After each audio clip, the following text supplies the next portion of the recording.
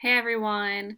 Some of you already saw one of my videos if you are in my pre-algebra classes, but we are going to do another video again.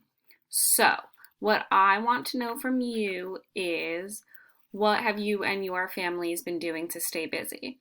I have been trying to spend a lot of time outside, taking walks, working out, reading a book. I've been watching Netflix and spending a lot of time with the family. Like some of you already heard in my pre-algebra videos, this week's my birthday, so we're planning a birthday party in the house with Top That Donut. So let me know in a video what you've been doing.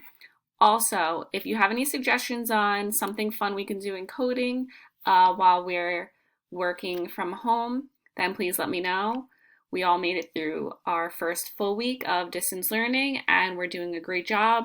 Remember to keep submitting your work for the day, and I really hope I see you guys soon.